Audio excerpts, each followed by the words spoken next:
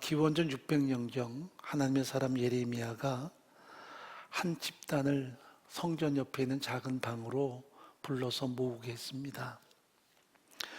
그들은 바로 레갑 족속인데요. 레갑 족속의 기원은 바로 우리가 잘 아는 미디안 족속에서 출발이 됩니다.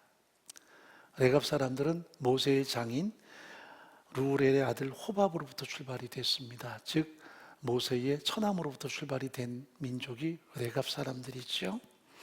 나중에 모세가 출애굽의 영도자가 됐을 때 이드로와 그의 가족들은 바로 모세를 돕는 동역자로 서게 되는데, 이 호밥은 모세의 광야 길을 함께 도왔고요. 그때 이스라엘 민족 속에 편입되었던 이방 민족이었습니다. 그런데 비록 이방 민족이지만 그들이 이스라엘 민족 속에 함께 포함이 돼서 가나안을 정복했고요. 지금까지 가나안 땅에서 그들은 정착 민족으로 또 소수 민족으로 살아왔다는 것을 우리 앞에 드러내고 있습니다. 그런 소수 민족 레갑 족속을 예레미야가 성전 옆에 있는 자그마한 방으로 불러낸 것입니다. 그리고는 그들에게 한 가지 명령을 합니다. 커다란 사발에다가 포도주를 가득 부어주고는 이것을 마시라 명령을 해요. 그들이 어떻게 행동했을까요? 여러분, 여기에는 그들의 신앙적인 배경이 참 해석이 필요한데요.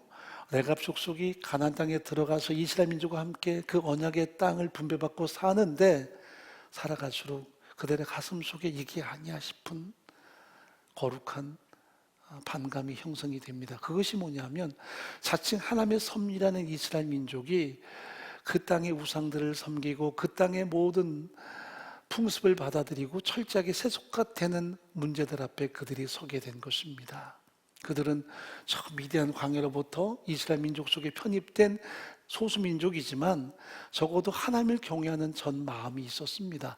광야를 걸어오면서 그들은 40년 동안 하나님의 강력한 역사와 인도하심을 온 인격으로 경험했기 때문이었습니다. 그런데 가나안 땅에 들어와서 정작 언약의 자손이라는 이스라엘 백성들, 그리고 선민이라는 그들의 행하는 행동이 영 수용하기는 불가능한 것이었습니다. 그들은 세속적으로 전락했기 때문입니다. 우상을 수용하고 포도주를 마시고 온통 우상 숭배에 가득한 그런 삶으로 전락했을 때 그들은 이게 아니다 하는 분명한 마음의 결단을 갖게 됩니다. 그래서 두 가지를 자기들의 후손들에게 명령합니다. 첫째는 포도주를 마시지 말라는 것이었습니다. 그 포도주를 마신다는 것은 그 당시 바알 숭배자들이 행하는 하나의 종교의식이기 때문입니다. 그들은 포도주를 잔뜩 부어 마시고는 온통 음행하는 삶을 살았습니다. 방종의 삶을 살았기에 레갑 족속들은 자기 후손들에게 첫째는 절대 포도나무에서 난 것을 마시지 말라 하는 명령을 하고요. 두 번째는 도시에 거하지 말라는 명령을 냅니다. 그래서 그들은 모든 도시를 떠나서 광야 생활을 하게 됩니다. 즉 장막 생활을 하게 되고요. 매일마다 여기저기 떠돌아다니는 유무민의 삶을 살기 시작했습니다. 가나안 땅은 정착지였고요.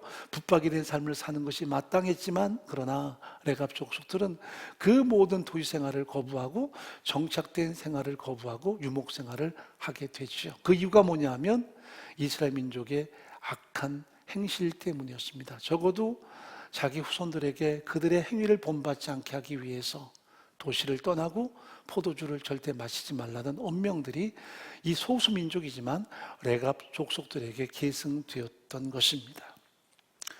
그들은 이방인이었습니다. 그리고 소수민족으로 유대인들에게 속한 삶이었지만 이 신앙 하나 때문에 마치 레위 족속 못지않은 평판을 얻는 존귀한 족속으로 서는 그런 모든 역사적인 과정을 우리가 본문에서 다시 한번 발견하게 되는 것입니다.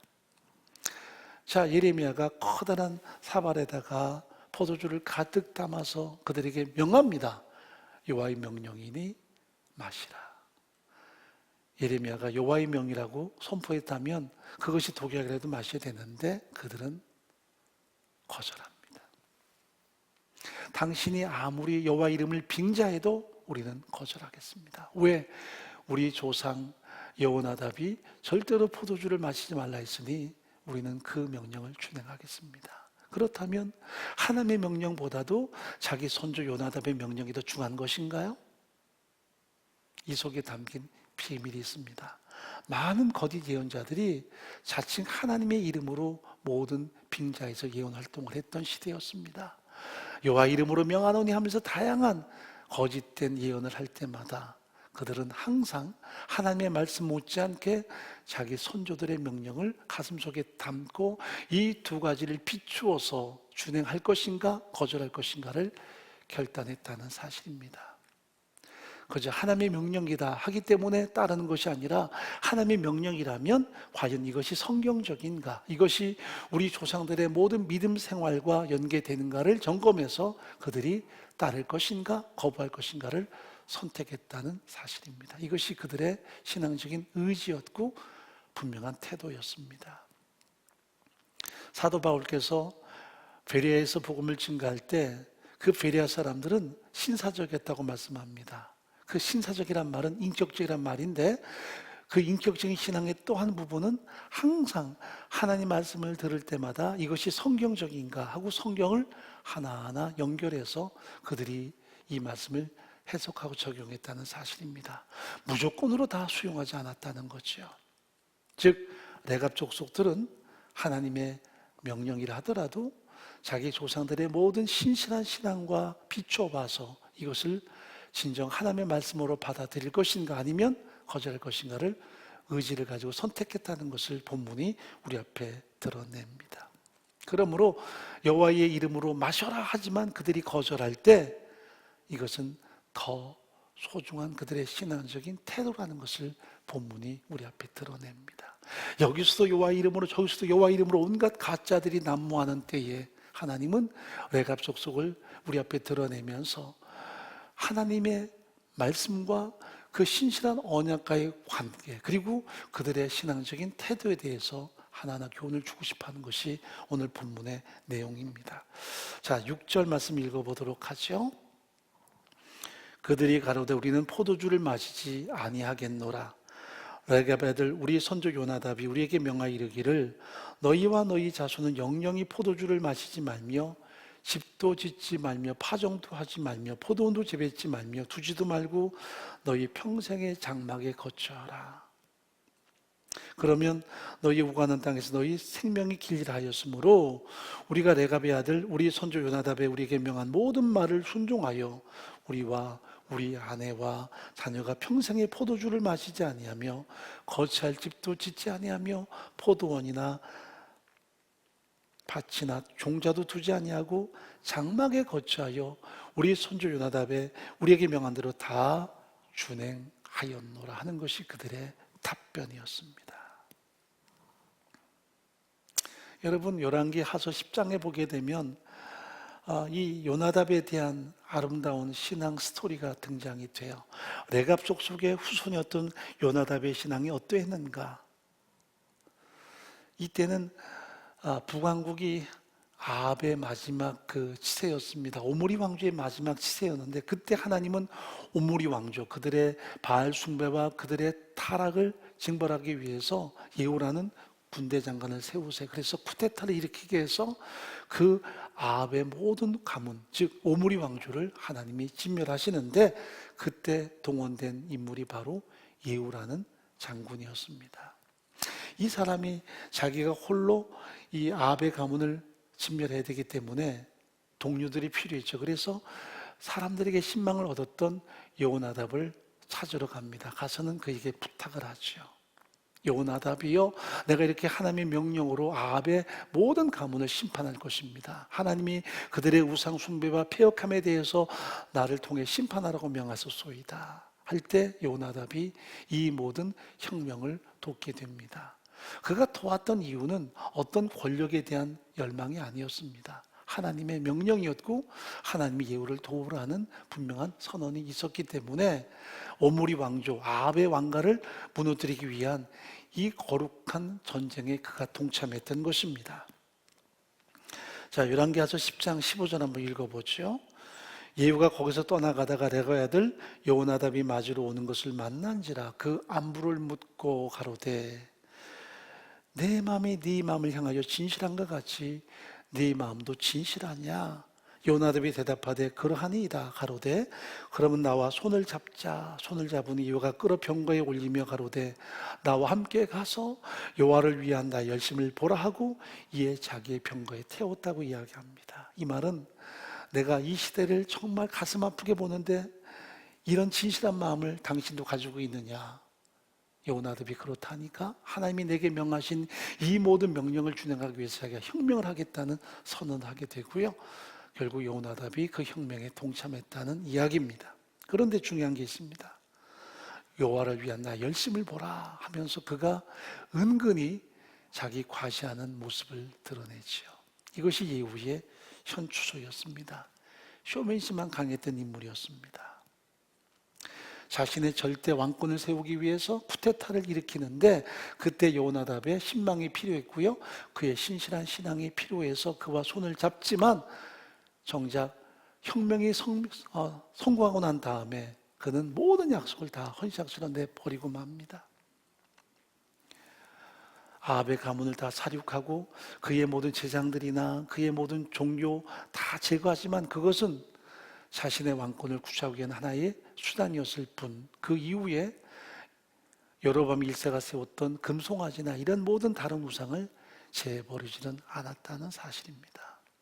즉 편주만 이루던 사람이었고 진정한 개혁을 이루지는 못했던 인물인 거죠.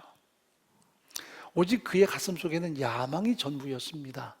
오므리 왕조를 뒤엎고 내가 쿠데타를 통해서 내 왕권을 장악하리라. 그걸 위해서 하나님이 필요한 것이었고요. 물론 하나님이 허용하셨지만 거기에 요나답을 동원했고 자신의 모든 쿠데타가 성공하자마자 그는 모든 약속을 다 버린 이후에 자기의 왕권을 강화하기 위해서 모든 것을 끌어들였던 이율배반적인 삶을 살게 됩니다.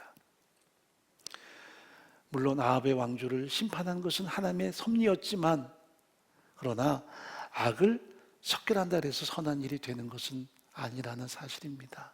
악을 척결해도 자신이 하나님 앞에 선하게 살아내는 그 자체가 중요한데 그는 단지 악을 척결하는 하나의 무기에 불과했다는 사실을 우리 앞에 드러냅니다.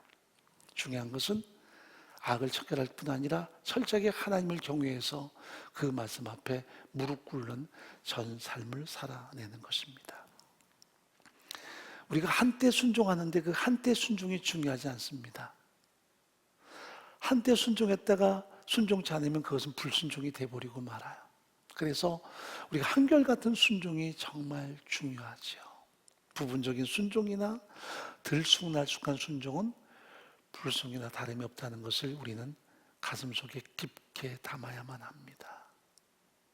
내가 과거에 순종했는데 지금은 순종이 없다면 그건 불순종입니다. 우리가 너무나 감성적이거나 현실적으로 전락해버리는 것은 아닌지를 스스로 점검할 수 있어야만 합니다. 여전히 순종해야만 합니다. 여전히 신실하게 말씀 앞에 무릎 꿇는 현주소가 중요한 것입니다. 어떤 열심도 순종보다 앞서서는 안 됩니다. 여호와를 향한 나의 열심을 보라. 그것은 자신의 열심이었지 순종까지 연결되지는 않습니다. 하나님을 섬기려는 열심, 그 열정이 하나님께 대한 순종을 대신할 수는 없는 것이기 때문입니다. 사무엘상 15장 22절 말씀 보죠. 사무엘이 가로되 여호와께서 번제와 다른 제사를 그 목소리 순종하는 것을 좋아하신 같이 좋아하시겠나이까. 순종이 제사보다 낫고 듣는 것이 수양의 기름보다 낫다고 사무엘은 사울에게 강하게 선포합니다. 중요한 것은 순종이었습니다. 많은 사람이 자기 의지를 드러냅니다. 어떤 좋지 않은 부분에 대한 자신의 가슴 속에 있는 분노를 표출합니다. 그러나 그것이 순종과 매칭되지 않으면 그것은 자신의 열심으로 끝날 위험성이 너무나 많습니다. 악을 척결한다고 또 악에게 대해서 분노한다 그것이 선이 되는 것은 아닙니다. 철저하게 악을 거부하고 척결하지만 내가 끝까지 순종할 때에 우리는 진정한 하나님의 사람이라는 평가를 얻게 되는 것이기 때문입니다. 그러므로 한때의 열심, 한때의 신앙생활, 아름답지만 지금은 내가 어떠한가를 끊임없이 점검할 수 있어야 할 것입니다. 그런 예후에 비해서 철저하게 하나님을 의지했던 여호나답이었습니다. 성경은 요나답 혹은 여호나답 같은 인물이고요. 발음 기호에 따라서 조금 달라지는 것뿐입니다. 같은 이름입니다. 하나님은 관대하시다 하는 의미를 가지고 있어요. 요나답이 예후를 도와서 그 모든 혁명을 성공시켰습니다. 예후는 어떤 아합의 가문을 심판하는 하나의 동력이 필요했고요. 정당성이 필요했다면 여호나답은 하나님을 경외했던 믿음의 사람이기에 그에게 영적인 후원자가 된 것입니다. 그런데 예후는 자신이 왕이 오르자마자 그 모든 언약을 다 내팽개쳐버리고 말았습니다. 우상을 다 척결하지도 않았습니다. 오직 자기의 당리당략을 위해서 왕권을 강화시키기 위해서 금송아지를 숭배하거나 모든 우상 숭배를 조장하기 시작했습니다. 그럴 때 요나답은 그와 철저하게 갈라섭니다. 하나님은 예후와 요나답을 같은 무대에 세워놓고 어떤 것이 옳은 삶인가, 어떤 것이 존귀한 삶인가를 우리 앞에 드러내기를 원하셨습니다. 힘을 가지고 쿠데타를 성공시켜서 왕이 오른 이 사람, 자기의 당리당략 때문에 모든 언약을 다 폐기시켜버린 채 오직 절대 왕권만을 추구한 이 사람이 옳으냐, 아니면 그를 도왔지만 하나님의 모든 기억이 숲으로 돌아가자마자 모든 것을 다 버리고 초계처럼 버리고 자기 후손들에게 도시를 떠나라. 이 도시는 온통 우상 숭배가 난무하고 다양한 부패와 타락상이 가득하기에 그 도시를 떠나라. 그리고 그들이 여전히 바알 숭배하면서 포도주를 부어 마시는 그들의 오만함, 그들의 패역함을 철저하게 거부하기 위해서 요나답은 자기 후손들에게 명령하는 것입니다. 너희는 도시를 떠나라. 그리고 포도주를 마시지 마라.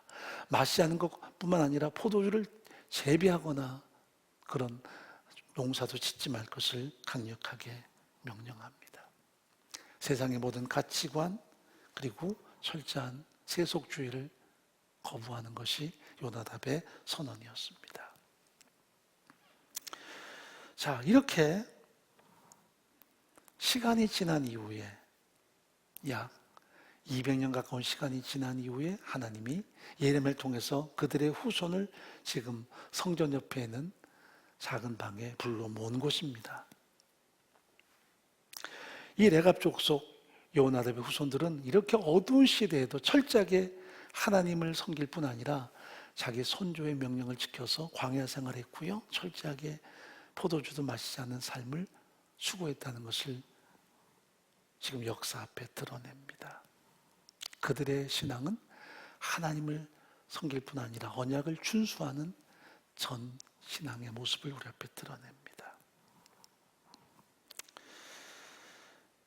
여러분, 하나님이 정말 원하는 게 뭘까요?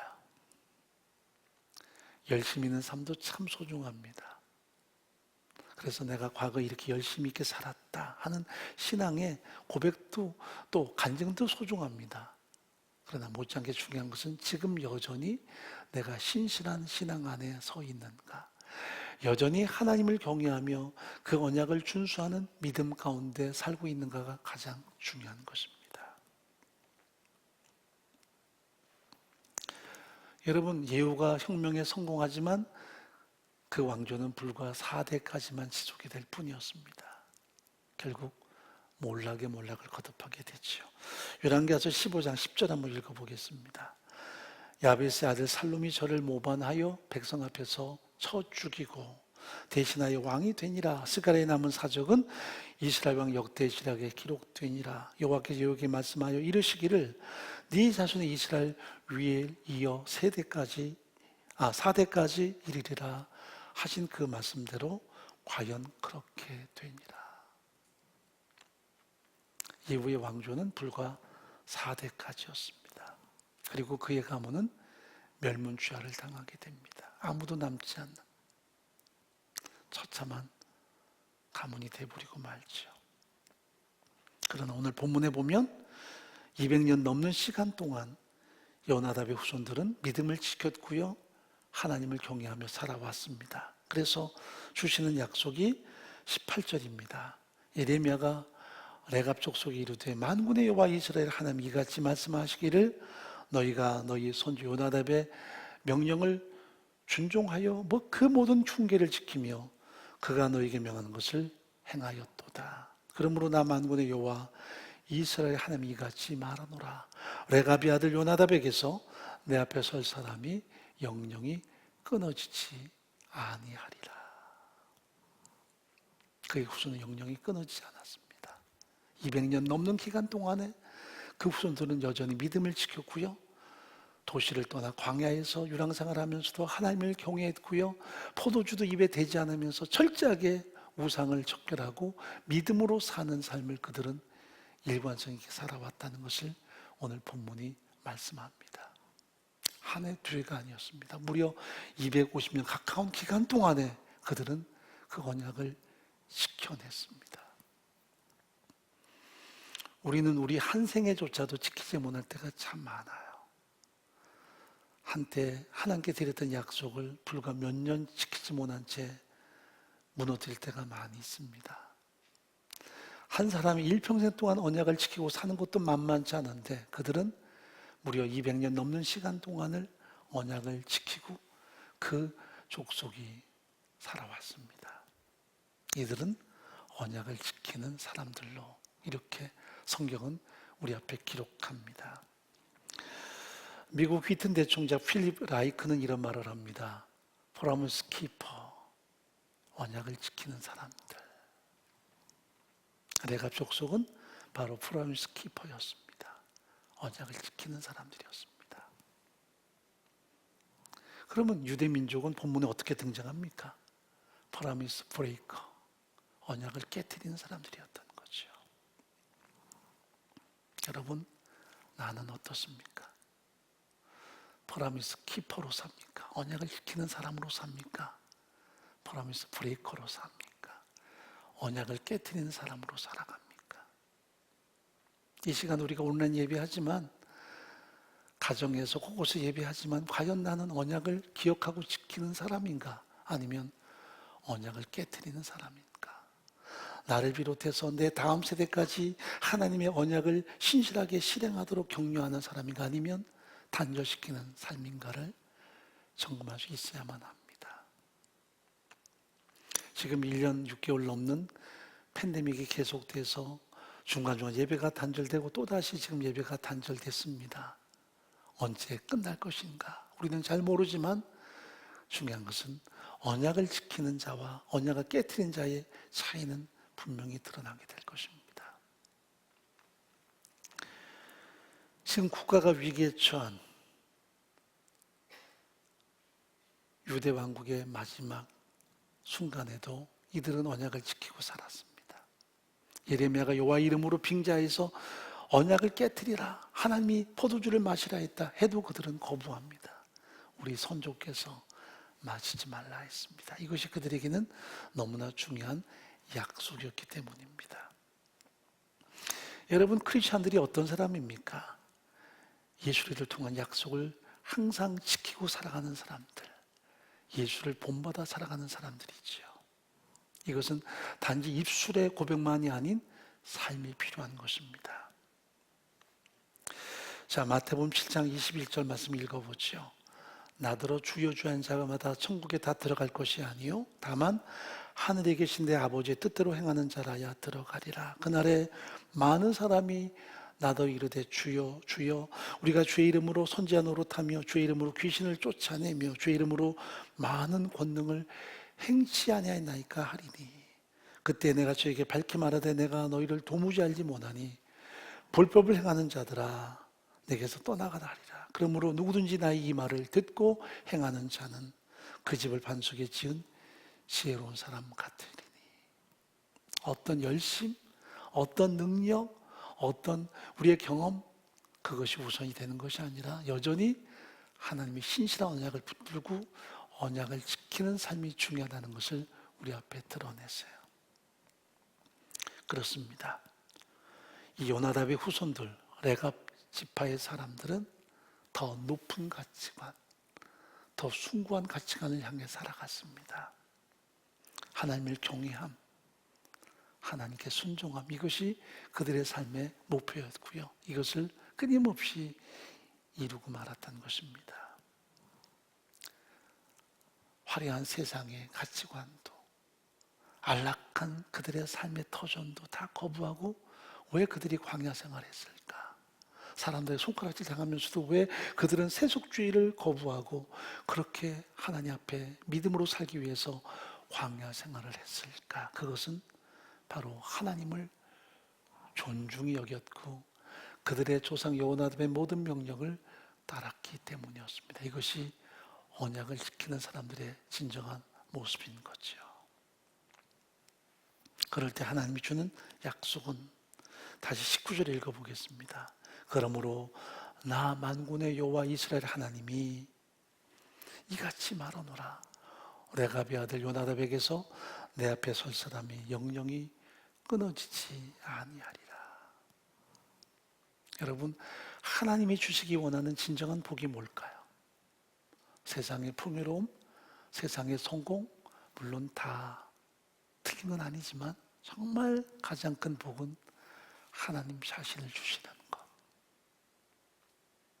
하나님이 그들의 하나님이 되시고 그들이 하나님의 백성이 되는 이것이야말로 가장 큰 복이 아닐까. 그런 면에서 레갑 족속은 요나답의 후손들은 광야에서 살았고 삶의 터전도 없었지만 그들은 하나님이 자신의 복이 됐다는 거죠. 하나님의 신실한 언약이 그들에게는 전부가 되었던 거죠. 하나님이 그들의 하나님이 되셨고 그들은 하나님의 친백성 되는 그 시작은 이방인이었고 호밥의 자손들을 통해서 레갑 지파라는 이름을 얻었지만 그러나 그들은 신실한 언약을 지키는 자들로 이스라엘 어느 백성보다도 더 신실한 사람들로 평가받는 존귀한 후손들이 됐다는 것을 우리 앞에 드러냅니다. 이것이 또한 성경이 말씀하는 남은 자에 대한 약속입니다. 성경이 우리에게 주는 중요한 교훈, 렘넌트라고 하는 이 남은 자는요, 아무리 시대가 패역해도 하나님이 그 당신의 남은 자를 통해서 구원 계획과 당신의 비전을 이루고야 마세요. 노아 홍수 때에 노아를 통해서 하나님의 비전을 이루셨고요. 그리고 이스라엘 민족이 가나안 땅을 향해 나갈 때 모든 사람이 하나님의 명령을 거부하고 뒤돌아서지만 여호수아 갈렙을 통해서 남은 자를 통해서 가나안 전복을 성취하고야 마셨습니다. 여기 남은 자들이 존재합니다. 많은 분들이 이 코로나 때문에 1년 6개월 동안 예배 드리지 못하고 이렇게 힘들고 어렵다. 그러나 여전히 하나님은 남겨둘 사람이 있다는 사실입니다. 이렇게 어려울 때도 여전히 하나님을 의지하고 신뢰하고 믿음으로 살아내는 그 하나님의 사람들이 남은 자고요. 그들이 바로 하나님으로 체험받는 진정한 복의 사람들임을 성경은 말씀합니다. 가장 큰 복은 하나님 자신을 주시는 것. 가장 큰 복은 하나님 앞에 기억되는 삶을 사는 것. 그래서 유다가 무너지고 모든 이스라엘 민족이 다 포로로 끌려가고 국가는 사라지지만 이들은 남은 자가 되어서 또다시 광야로 나가겠지만 여전히 하나님을 경외하며 믿음으로 사는 신실한 프로미스 키퍼로 약속을 지키는 자로 서는 것을 우리 앞에 드러냅니다. 오늘 우리가 힘들고 답답한 현실이지만 하나님을 나의 하나님으로 누리는, 하나님이 자신을 내게 주시는 진정한 연합이 이루어지기 바라고요. 진정 하나님의 남은 자, 하나님과 더불어 동행하고 하나님에 의해서 살아가는 신실한 믿음의 사람으로 이 시대에 우리가 여전히 존재하는 삶이기를 간절히 바랍니다. 이것이 오늘 본문이 주는 진정한 언약이요 복이라는 것을 성경은 말씀합니다. 당신은 하나님이 하나님 자신을 주신 진정한 복된 사람입니까? 당신은 하나님의 사람으로 이 시대에 남은 자입니까? 그렇다면 언제나 프로미스 키퍼, 언약을 기억하고 언약시키는 삶으로 내가 존재하는가를 끊임없이 점검해야 될 것입니다. 오늘도 그런 프로미스 키퍼로 약속을 지키는 자로 하나님께 서기를 간절히 바랍니다.